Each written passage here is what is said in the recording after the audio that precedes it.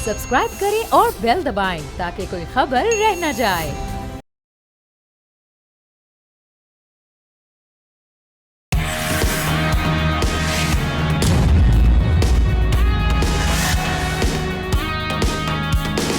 अस्सलामुअलैकुम, आप देख रहे हैं न्यूज़ पंच। मैं हूं आमना खटाना। नाजरीन, सिंध की सियासत में एक और बड़ी हलचल हुई है और गवर्नर हाउस में तब्दीली आ गई। सदर ममलिकत आसिफ अली जरदारी ने वज़ीर आज़म की एडवाइस पर निहाल हाशमी को गवर्नर सिंध मुकर्रर करने की मंजूरी दे दी है। ये फैसला सामने आते ही सियासी तबसरों का तूफान उठ खड़ा हुआ। MQM के रहनुमा डॉक्टर फारूक सत्तार का कहना है कि इत्तेहादियों को इस फैसले पर एतमाद में ही नहीं लिया गया। दूसरी जानिब कामरान टिसोरी ने भी मानी खेज जुमला कह दिया कि सानेहा गुल प्लाजा पर आवाज़ उठाने की वजह से उन्हें हटाया गया। उन्होंने ये भी कहा कि वो गूंगा, बहरा या डमी गवर्नर नहीं थे और ना ही रहना चाहते थे। उधर सूबाई वजीर शर्जील इनाम मेमन ने वाजे किया कि गवर्नर की तब्दीली मुस्लिम लीग नून का फैसला है, इसमें सिंध हुकूमत का कोई किरदार नहीं। लेकिन अब ये क्या मामलात हैं, इसी पर बात करने के लिए इत्तेशामुल हक साहब सीनियर एनालिस्ट हैं और आज हमें शो में ज्वाइन किया है ताहा अहमद खान साहब ने, MQM पाकिस्तान के रहनुमा। उनको भी वेलकम करते हैं प्रोग्राम में। ताहा साहब, सबसे पहले मैं आपका इस पर रिएक्शन लेना चाहूँगी। ये जो चेंज हुआ, ये क्या रातों रात हुआ या पहले से डिसाइडेड था? पहले भी हम सुनते थे कि इस तरह की खबरें बीच बीच में आती रहीं, लेकिन जब ये ख़ास तौर पे सानेहा गुल प्लाजा और उसके बाद MQM की बढ़ती हुई तनकीद, और फिर हमें वो प्रेस कॉन्फ्रेंस भी याद है जो रिसेंटली आपके रहनुमाओं ने की थी, उसमें जिस तरीके से बात किया गया कि जो कम सीटों वाले हैं वो बाहर हैं और जो ज़्यादा सीटों वाले वो जेल में बैठे हैं। सो ये क्या बातें खटक गई और किस तरीके से तब्दीली आई, इस पर आपका इनिशियल रिएक्शन? बिस्मिल्लाहिर्रहमानिर्रहीम। अच्छा, सबसे पहले तो मैं ये क्लियर कर दूं कि वो जो कम सीटों और ज़्यादा सीटों वाली बात कही थी ना, वो कोई इमरान खान और नवाज शरीफ साहब के लिए नहीं कही गई थी या PMLN और PTI के रेफरेंस से नहीं कही गई थी। उसकी अगर पूरी प्रेस कॉन्फ्रेंस को देखें तो उसमें पता चलेगा कि वो किसी और रेफरेंस से बात कही गई थी। एक तारीखी वाकया है जिसको कोट करके ये वाली बात की गई थी और उसके हवाले से वो एक बड़ा गलत परसेप्शन मीडिया में चला कि शायद हमने कोई PTI और PMLN को लेके बात की गई थी। लेकिन जहां टाइमिंग तक बड़ी रही इंपॉर्टेंट है ना, और इस टाइम में वो वाली बात दोहराना, अगर आपने माजी के भी हवाला दिया गया। जी जी। हाँ, उसमें उसमें हमने बिल्कुल भी ये वाला रेफरेंस नहीं दिया था। मैं इसलिए बता रहा हूँ कि ये क्लियर होना ज़रूरी है। ठीक। जिन जिन सहाफ़ियों ने या एंकर्स ने हमें पर्सनली कॉल करके पूछा, तो हमने उनको बता दिया। आपसे हमारी शायद ये वाली कम्युनिकेशन नहीं हो सकी, तो मैंने कहा मैं आपके चैनल के तवज्जुद से क्लैरिटी दे दूँ। जहाँ तक राइट। रही बात गवर्नर कामरान टिसोरी साहब वाली, तो देखिए बिल्कुल हमें इस बात पे शदीद तशवीश है कि बताए बगैर, हमें कॉन्फिडेंस में लिए बगैर, हम वफाकी काबीना का हिस्सा हैं और हम PMLN के इत्तेहादी हैं, हम उनके साथ हैं। और जब भी ऐसा कोई मौका होता है तो अर्बन सिंध से MQM को नुमाइंदगी दी जाती है सूबे के गवर्नर के लिए ना। और MQM के गवर्नर को MQM को कॉन्फिडेंस में लेके हटाना, कॉन्फिडेंस में लिए बगैर हटाना, जाहिर है एक ऐसा अमल है कि जिस पे हमें शदीद तशवीश है। और हमारा इस वक्त भी इजलास जारी है। इजलास से निकल के ही मैं आपसे बात कर रहा हूँ। MQM अपने लाए अमल का ऐलान इस इजलास के बाद करेगी ठीक। और देखेगी कि भाई किस तरीके से हमें इस पे फर्दर एक्शन लेना है। एक और बात जो बहुत इम्पोर्टेंट है कि MQM में चाहे गवर्नर हो, MPA हो, MNA हो, हम लोग तो ऐसे लोग हैं जो अपने ओहदों को कभी अहमियत नहीं देते।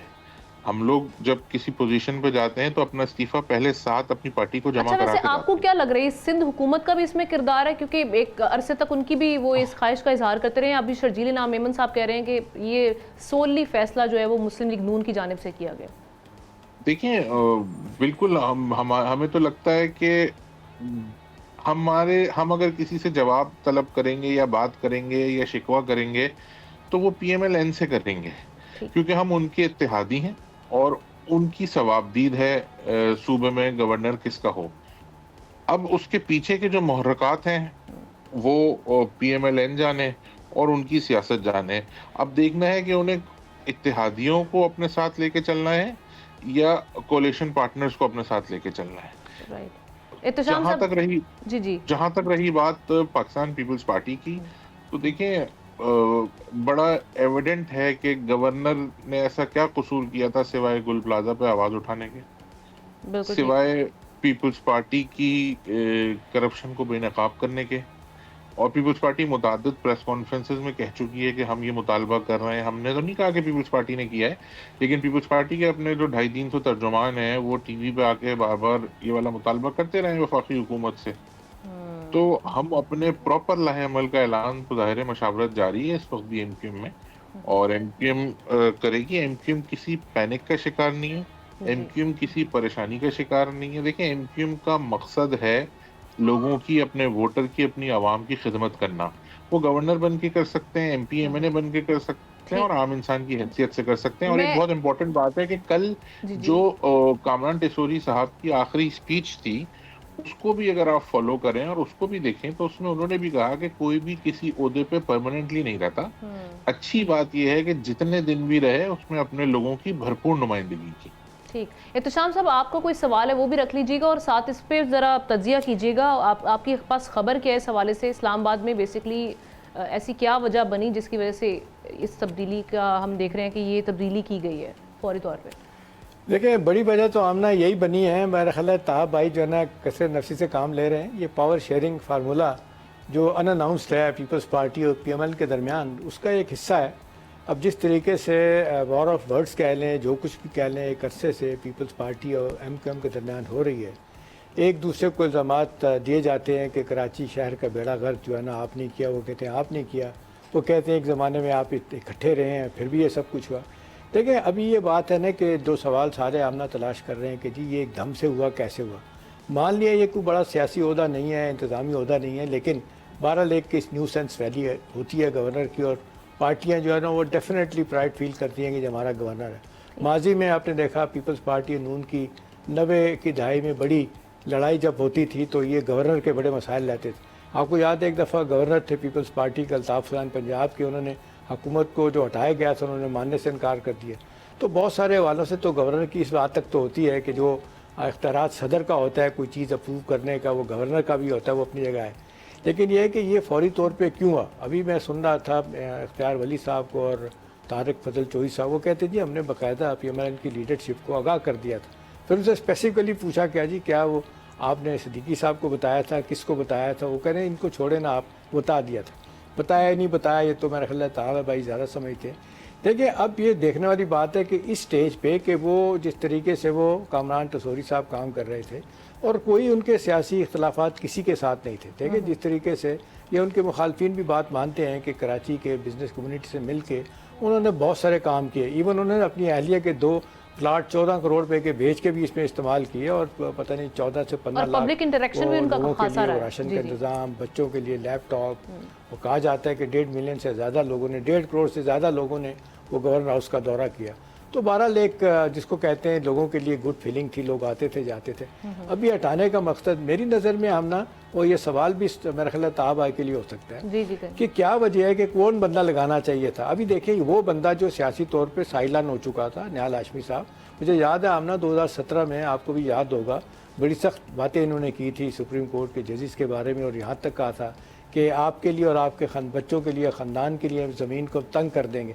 फिर आपने देखा सेनेटरशिप गई, 1 साल 1 महीने के लिए उनको सज़ा कर दी गई। पीपल्स पार्टी ने डिस्टेंस किया अपने आप को, और तो लंदन गए, नवाशी साहब ने इनके साथ मुलाकात नहीं की।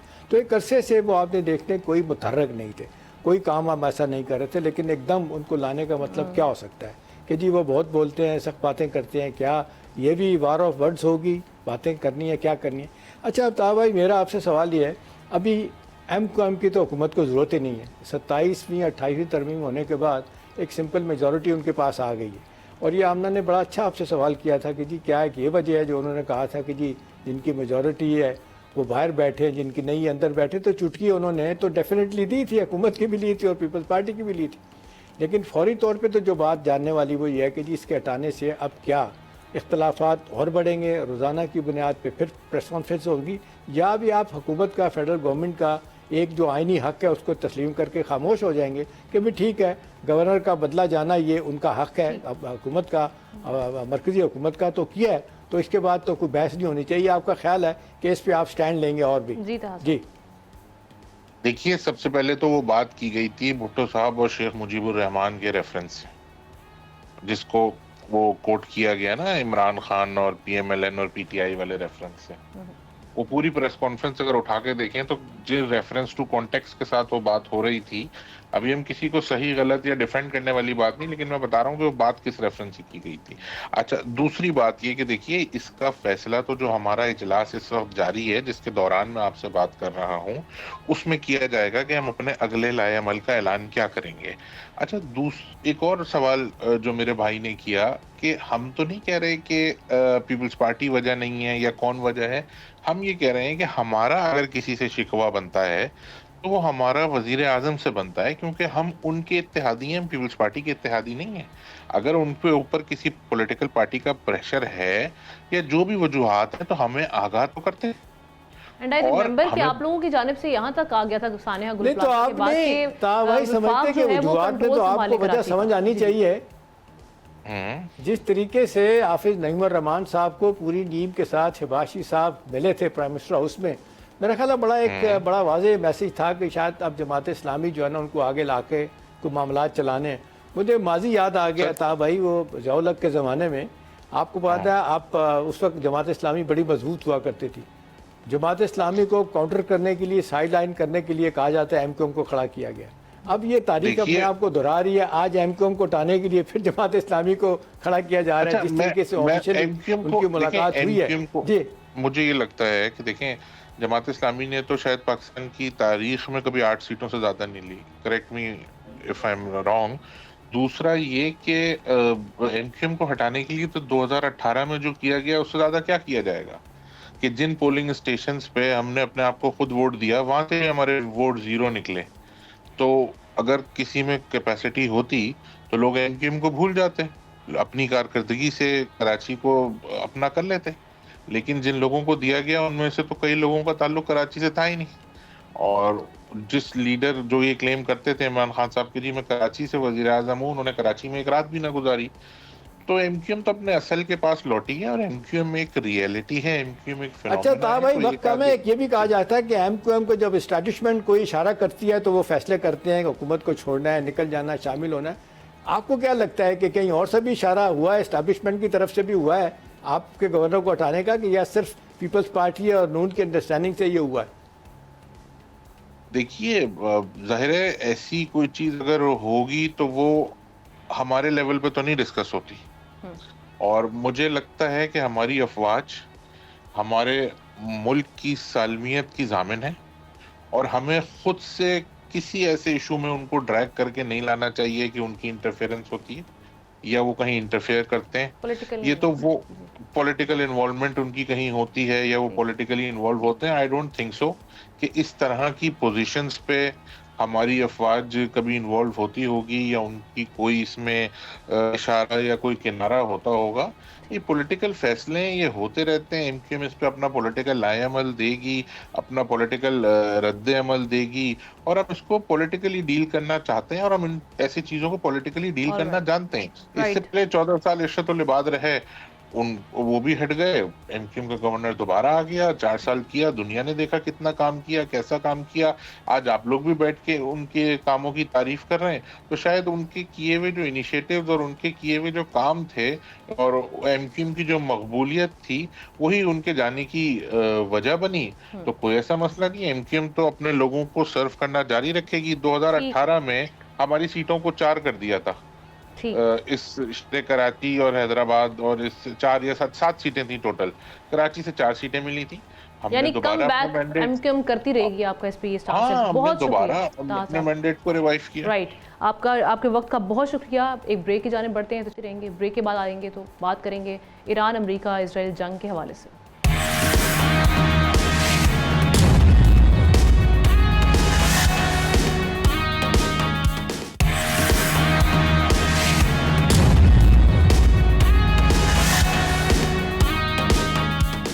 वेलकम बैक नाजरीन। मशरिक़ वुस्ता में जंग खत्म होती दिखाई नहीं देती। ईरानी फौज के मरकजी हेडक्वार्टर्स ने 2 टोक ऐलान किया है कि अगर ईरान की तवानाई तनसीबात या बंदरगाहों पर मामूली सा भी अटैक हुआ तो जवाब तबाहकुन होगा। अली लारिजानी का कहना है कि ऐसी सूरत में पूरा मशरिक़ वुस्ता तारीकी में डूब सकता है। उधर नए मुंतखब सुप्रीम लीडर मुश्तबा खामनाई ने अपने पहले बाज़ाब्ता बयान में कहा है कि शुहदा के खून का बदला लिया जाएगा, आबनाए हुर्मुज़ बंद रहेगी और जब तक खित्ते से अमरीकी फ़ौजी अड्डे ख़त्म नहीं होंगे ये हमले जारी रहेंगे। इस बयान पर सख्त रद्द-ए-अमल देते हुए अमरीकी सदर डोनाल्ड ट्रंप ने ईरान को शरपसंद सल्तनत करार दे दिया है। दूसरी जानिब इजरायली वज़ीर-ए-आज़म बेंयामिन नेतन्याहू ने कहा है कि मुश्तबा खामनाई और दीगर ईरानी रहनुमाओं को निशाना बनाने की उन्होंने एक बार फिर धमकी दी है। तुर्की के सदर रजब तय्यिप एर्दोगान ने भी इस हवाले से लबकुशाई की है और उन्होंने कहा कि होलोकॉस्ट के बाद नेतन्याहू इजराइल के लिए सबसे बड़ी आफत बन चुके हैं। इसी दौरान नाज़रीन, मगरबी इराक में एक और अमरीकी रिफ्यूलिंग फौजी तैयारा गिरकर तबाह हो गया, जिसके बाद तबाहशुदा अमरीकी तैयारों की तादाद 4 हो चुकी है। पाकिस्तान ने यूएन की सलामती काउंसिल में कशीदगी फौरी ख़त्म करने का मुतालबा किया है। पाकिस्तान का मौक़िफ़ है कि ईरान के जौहरी प्रोग्राम पर सिफारतकारी का तातुल बहरान को मज़ीद पेचीदा बना रहा है। इसी बीच वज़ीर-ए-आज़म शहबाज शरीफ ने फील्ड मार्शल के हमरा सऊदी वली अहद मोहम्मद बिन सलमान से मुलाकात भी की है। अब ये जो सारी सिचुएशन इस वक्त बन रही है, इसके बाद क्या मंजरनामा बन सकता है, एहतशाम साहब का तजिया लेते हैं। एहतशाम साहब, इसमें ये भी अभी हम देख रहे हैं कि एक्सियोस जो है वो रिपोर्ट ये कर रहा है कि ट्रंप ने G7 लीडर्स को वर्चुअल मीटिंग में यहाँ तक उन्होंने ये क्लेम किया कि ईरान बहुत जल्द सरेंडर करने वाला है।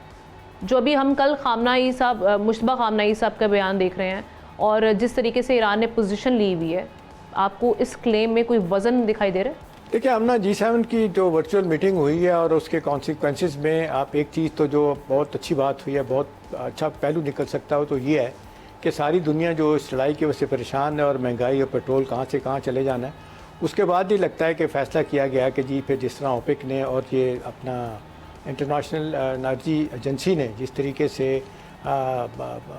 कितने मिलियन 400 मिलियन बैरल जो है ना वो तेल रिलीज़ करने का फ़ैसला किया और 150 मिलियन बैरल जो है ना अमेरिका ने करने का फ़ैसला किया। और ये जो लग रहा था कि अभी चंद दिनों के अंदर अंदर ये पेट्रोल की प्राइसेस जो है ना, अभी आप देख लें जिस तरीके से दोबारा फिर बढ़ गई हैं, $100 तक चली गई हैं बैरल की। लोग बात कर रहे थे 240-300 डॉलर तक बैरल तक भी जा सकती है। तो उसमें एक जिसको कहते हैं ब्रेक लगी है और सारी दुनिया की इकॉनमी जो है उन्होंने सुख का सांस लिया। ये तो एक बड़ा फ़ैसला हुआ है।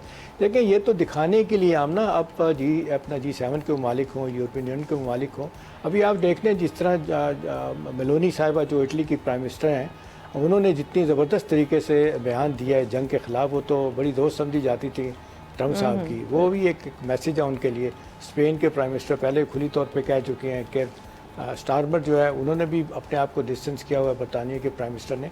तो ये बयान की हद तक तो ये कहा जा रहा है। लेकिन देखिए, हम ना एक on the face of it एक बात समझ आ रही है ना कि आपने जो कहा था मैं 4 दिन के अंदर, 6 दिन के अंदर, 1 हफ्ते के अंदर जंग जीत के हम वापस आ जाएंगे, वो नहीं हुआ। अभी आप देख लें 3रा हफ्ता जंग का शुरू हो चुका है। क्या इससे आप जंग बंद करवा पाए, नहीं करवा पाए? रिजीम चेंज हुआ है, नहीं हुआ? फॉरेन इंटरवेंशन जो चाह रहे थे जिस तरह, लेकिन आज एक बड़े अटैक की धमकी जरूर दी है अमेरिका ने। ट्रंप ने ये कहा है कि आज के लिए तैयार है। बात तो सारी दुनिया आज कह रही है ना।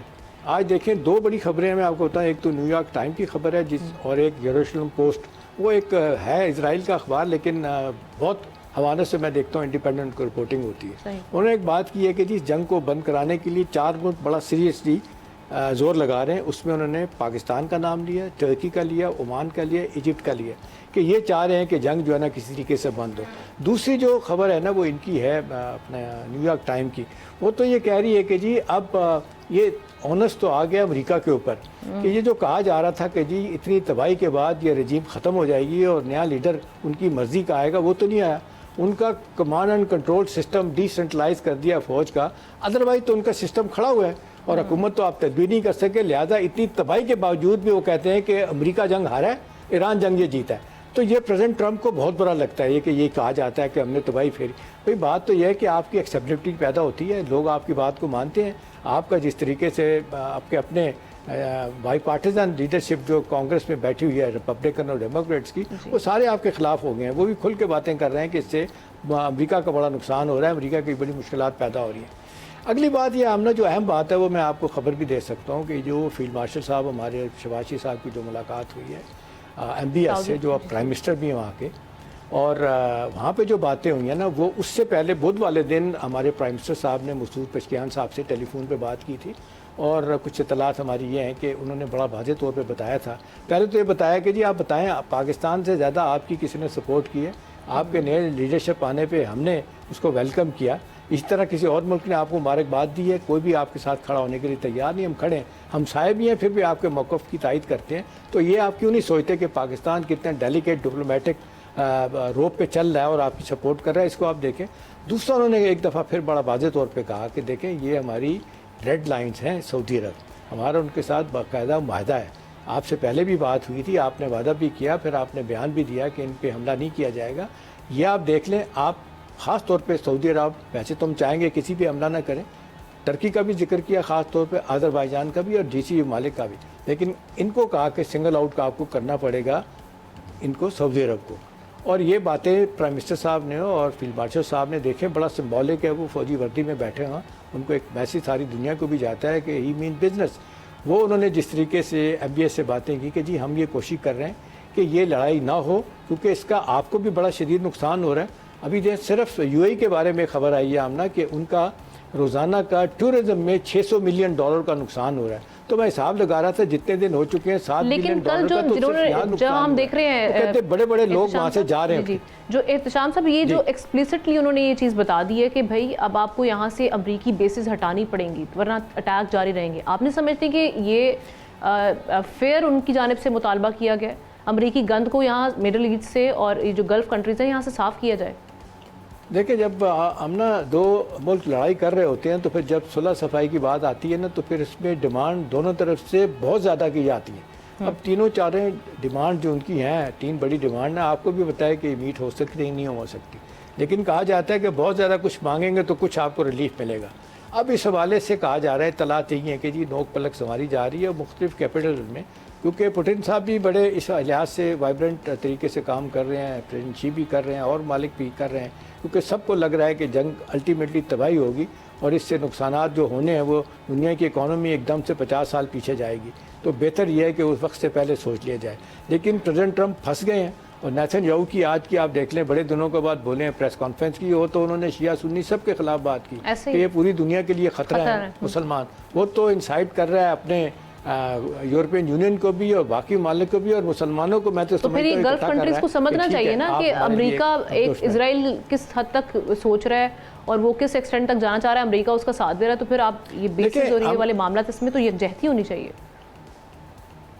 देखिए, हम ना ये बेसिस वाली बात तो शायद इतनी जल्दी ख़त्म नहीं होगी, लेकिन एक बात मैं बता सकता हूँ आपको, ये खबर की बुनियाद पर बता सकता हूँ। सफारती ज़राए जो बातें करते हैं यहाँ पे, वो ये कहते हैं कि जो हमारा एतमाद था अमेरिका के ऊपर वो तो एतमाद नहीं रहा, क्योंकि अमेरिका ने हमारी सिक्योरिटी प्रोटेक्शन के हमने जो बड़े वादे किए हुए थे। अभी आप देख लें, लोग तो अब यहाँ तक बातें कर रहे हैं कि $3 ट्रिलियन ईच सऊदी अरब ने, UAE ने, कतर ने अमेरिका में इन्वेस्टमेंट किए जब से ये अब दूसरी मरतबा ये आए हैं प्रेसिडेंट ट्रंप। यानी इस हद तक पैसा वहाँ पे अपना झोंका हुआ है। उसके अलावा उनके अपने जो $ट्रिलियन के रिजर्व्स हैं, अपना बैंकों में पैसा पार्क किया हुआ है, वो अलहदा से है। तो अब उनको एहसास हो रहा है, यहाँ पे सफारती ज़राए कहते हैं कि हमें झटका जो लगा है वो ये है कि हमें पता है कि हमारी प्रोटेक्शन ये नहीं कर सकते। इनिशियली जो बातें आ रही थी, जो हम पहले भी बातें करते रहे हैं कि सऊदी अरब, टर्की और पाकिस्तान जो अब डिफेंस डील है इनकी भी एक होगी, मुश्तरका कहा जाता है। उसमें कहा जा रहा है कि GCC मालिक का एक ख्याल है कि जी हमें अमेरिका से किसी तरीके से पीछे हटना होगा। लड़ाई हम भी फौरी तौर पर नहीं कर सकते, मुश्किलात हैं, लेकिन अगर सिक्योरिटी की बात हो तो फिर हमें अपना सोचना पड़ेगा, क्योंकि अमेरिका ने तो भरपूर तरीके से ईरान को, अपना इजराइल को प्रोटेक्ट किया है, सिक्योरिटी दी है। चलें, ईरान के साथ तो आपके ताल्लुकात ख़राब हैं, जो कुछ भी है। एक दूसरी चीज़ है हमने जिस पे बहुत ज़्यादा मेरा ख्याल है GCC मालिक पे भी हर्फ आता है, वही कहते हैं कि भाई आपने जो बेसिस जिसका आप जिक्र कर रही हैं, जो आपने सारे बेसिस दिए हुए किस लिए दिए हुए?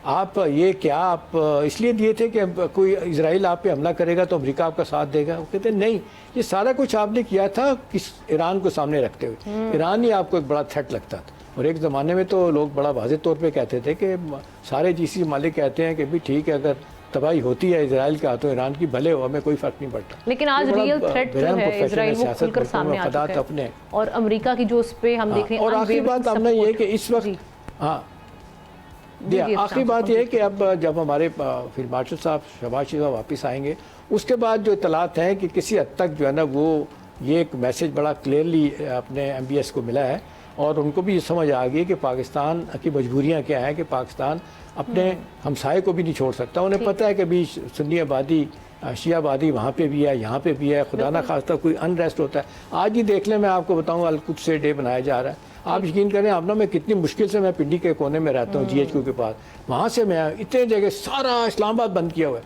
इसलिए कि आज जलसे जुलूस होने। आपने देखा जब हमला हुआ था कराची में कितने हंगामे हुए थे, 27-28 लोग मारे गए थे पूरे मुल्क में। GB में जो हुआ था वहाँ तो बहुत ही खौफनाक मंजर है, मैं बताना नहीं चाहता आपको जो काम दिखाया गया।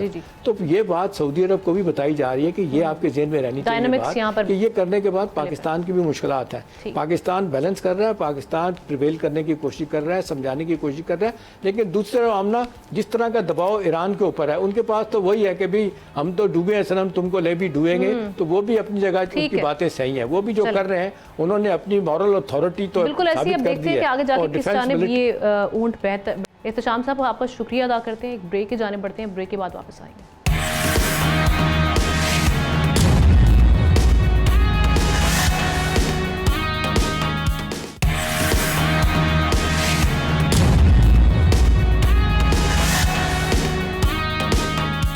Welcome back. वज़ीर ख़जाना मोहम्मद औरंगज़ेब ने पेट्रोलियम मसनूआत में मज़ीद इजाफे का इंदिया दे दिया।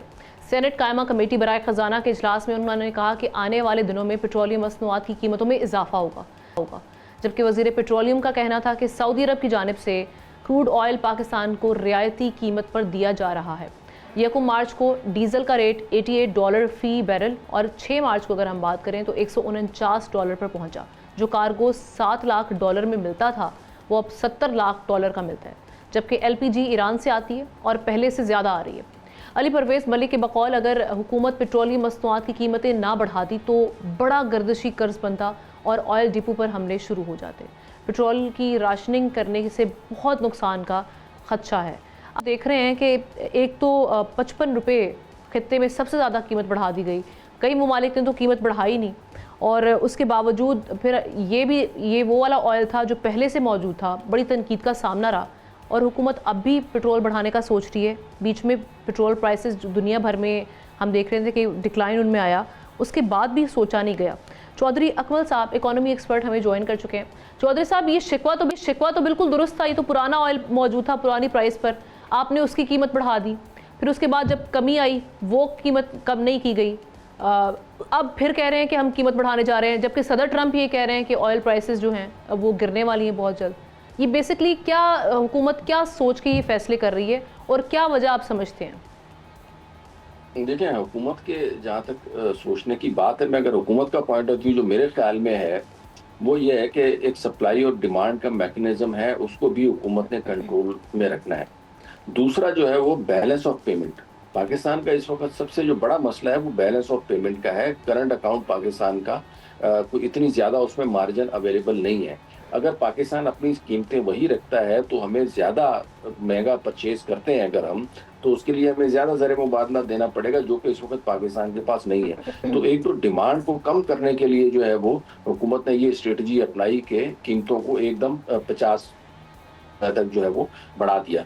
और दूसरा जो है वो उसमें इन्होंने लॉन्ग टर्म टारगेट ये अचीव कर खिते में $100 पर बैरल के अंदर रहती हैं, तो मेरे ख्याल में फिर ये जो मौजूदा कीमत है इसमें जो है वो ज़्यादा अल्ट्रेशन या फ्लक्चुएशन की ज़रूरत नहीं पड़ेगी। हाँ, अलबत्ता अगर $100 पर बैरल से ऊपर जाती हैं कीमतें 105, 110, 115 बैरल के ऊपर, तो शायद जो है वो हुकूमत को दोबारा से कीमत बढ़ानी पड़े। इस वक्त जो है वो खबर ये है कि जो इंटरनेशनल मार्केट है उसमें जो ब्रंट ऑयल है वो $100 कर चुका है, 100 ट्रेड हो रहा है। तो अगर खुदा न खासा इसमें मजीद तेल की कीमतों में इंटरनेशनल मार्केट में इजाफा होता है तो उसके बाद फिर हुकूमत को जो है वो कीमत बढ़ानी पड़ेगी। लेकिन रशियन ऑयल की जो बाइंग है उस पर से सैंक्शंस जो हैं वो काफ़ी हम देख रहे हैं कि उसको रिलैक्स किया गया।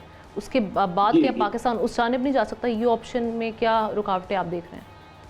जी देखिए, रशियन ऑयल की बात करें या जो भी अल्टरनेटिव पाकिस्तान के पास रूट्स अवेलेबल हैं, सऊदी अरब से भी अल्टरनेटिव रूट के थ्रू भी फ्यूल आ सकता है, लेकिन उसमें अगेन जो है ना ट्रांसपोर्टेशन कॉस्ट जो है वो बढ़ जाएगी। दूसरा, रूस जो है वो ज़रूरी थोड़ी है कि हमें भी अब चाइना की तरह जो उनको तकरीबन 50% या 40% जो है वो डिस्काउंट के ऊपर खाम तेल दे रहा था, हमें भी जो है ना वो देख। इंडिया और रशिया का मामला थोड़ा सा डिफरेंट है। इंडिया ने रिफाइनरीज बिल्कुल बॉर्डर के साथ लगाई हुई है उन लोगों के, ताकि वहाँ से तेल प्रोसेसर वो आगे भी उसको सेल आउट कर रहे होते हैं। हमें अगर सिर्फ और सिर्फ खाम तेल लेना है तो हमारे यहाँ उसकी रिफाइनरी के लिए मसाइल, रिफाइनिंग के लिए प्रोसेस पैदा होंगे, तो वहाँ से रशिया से ऑयल लेना मेरे ख्याल में फौरी तौर के ऊपर तो शायद पॉसिबल ना हो। हाँ, तैयार तेल से ब्रंट ऑयल कहते हैं, वो अगर हम लेंगे तो कॉस्ट वाइज उसको भी अगर देखा जाएगा तो मेरा ख्याल में मौजूदा हालात में वो भी कुछ $100 से जो है वो कम में नहीं पड़ेगा। लास्टली तो आप वो क्या सिर्फ फोर्स बात ही कर ये रहे है। हैं कि कितने रुपए अभी जो पेट्रोलियम मसनूआत की कीमतें बढ़ सकती हैं मज़ीद? $100 के अंदर अंदर रहेगा तेल, तो यही कीमत रहेगी। $100 से अगर ऊपर बढ़ता है तो फिर अकॉर्डिंगली जितना बढ़ेगा, अगर $110 बढ़ा तो फी $10 आप 15 से 20 रुपए का इजाफा एक्सपेक्ट कर सकते हैं। लेकिन यहाँ हमारी नेशन को भी थोड़ा सा कोऑपरेट करना चाहिए, क्योंकि ज़ाहिर है दुनिया में जंगी हालात हैं, और उन हालात को देखते हुए अगर हम भी थोड़ा सा जो है वो किफ़ायत शुआरी की तरफ जाएंगे पर्सनल कैपेसिटी में भी, तो मेरे ख्याल में विन विन सिचुएशन होगी, अदरवाइज प्रॉब्लम्स खड़े होंगे। बिल्कुल ठीक है, thank you so much Chaudhary Akmal साहब, आपने इस पर अपना तज्जिया पेश किया। नाज़रीन, बात करेंगे कराची की एक सड़क पर पड़े 10 फीट ऊंचे खौफनाक शैतानी मुजस्मे की मौजूदगी का सोशल मीडिया पर इंकशाफ होने के बाद हंगामा बरपा हो गया। लोगों ने इसे शैतानी अलामत करार दिया, किसी ने साजिश कहा तो किसी ने इसे खुफिया पैगाम कहा। मगर पुलिस की तहकीकात हुई तो इस सनसनीखेज वीडियो के पीछे एक बिल्कुल मुख्तलिफ कहानी भी खुलकर सामने आई। पता चला कि ये मुजस्मा थर्मोपोल से बना एक पुतला था, जिसे एक मजहबी जमात की रैली में नजर आतिश करने के लिए तैयार किया जा रहा था। लेकिन हकीकत यह है कि ये मुजस्मा दरअसल कदीम ज़माने के एक देवता बाल की अलामत से मुशाबा था। तारीख बताती है कि बाल कदीम किनानी और एक अक़वाम थी, उनके लिए एक बड़ा देवता समझा जाता था। मशरिक़ वुस्ता में हज़ारों बरस पहले इसके नाम पर कुर्बानियाँ दी जाती थीं। कुछ जगह इंसानी कुर्बानियाँ, ख़ास तौर पर बच्चों की कुर्बानी का भी जिक्र है। इसके लिए रसूमात अदा की जाती थी। तारीख़ के बदनाम एप्स्टीन स्कैंडल में भी बाल से जुड़ी खौफनाक कहानियाँ हैं। ज़माना कदीम में बाल के पुजारियों का मानना था कि अगर बाल खुश हो जाए तो ज़मीन पर जरखेज़ी और खुशहाली आती है, और अगर वो नाराज़ हो जाए तो कहत और तबाही नाजिल हो जाती है। मगर आसमानी मज़ाहिब ने इस अकीदे को सख्ती से रद्द किया। इस्लाम में बाल को झूठा माबूद और शिर्क की वाज़ेह मिसाल बताया गया। कुरान पाक में हज़रत इलियास अलैहिस्सलाम ने अपनी कौम को ललकारा कि क्या तुम बाल को पुकारते हो और अल्लाह को छोड़ देते हो। कराची का ये वाक़या इस बात की भी याद दहानी है कि तारीख़ में इंसान बारहा झूठे खुदाओं के फ़रेब में मुब्तला हुआ। जिसने पैरवी की उसके लिए दुनिया भी और आखिरत में भी दर्दनाक अजाब की वईद है। कराची का ये मुजस्मा भी इसी कदीम दास्तान की एक झलक बनकर सामने आया है। लेकिन इसके साथ साथ ये वाक़या इससे पहले हमने ईरान में देखा। ईरान में बाल के 2 मुजस्मों को जलाया गया, जिसके बाद हमने देखा कि उसके कुछ टाइम बाद ही, यानी 1 से 2 हफ्तों के बीच, ईरान पर जंग मुसल्लत कर दी गई। और कहा यह जा रहा है, इसको इस वाक़े से जोड़ा जा रहा है कि मिनाब स्कूल में जो बच्चियों पर हमला होना, वो उसकी कड़ी भी इस वाक़े से मिलती है कि बाल के लिए शायद इस बार भी जो उसके पुजारी थे वो नाराज़ हुए और उन्होंने इस कुर्बानी को, बच्चों की कुर्बानी देना मुनासिब समझा। नाज़रीन, क्या हम तारीख़ के इन अंधेरों से वाकई सबक सीख चुके हैं, या आज भी इंसान किसी ना किसी बाल के सहर में गिरफ्तार हो रहा है? इस खबर के हवाले से कमेंट सेक्शन में जाके आप अपनी राय का इजहार कर सकते हैं। हमें प्रोग्राम से इजाज़त दीजिए, इंशाल्लाह अगले हफ्ते मुलाकात होगी। अल्लाह हाफ़िज़।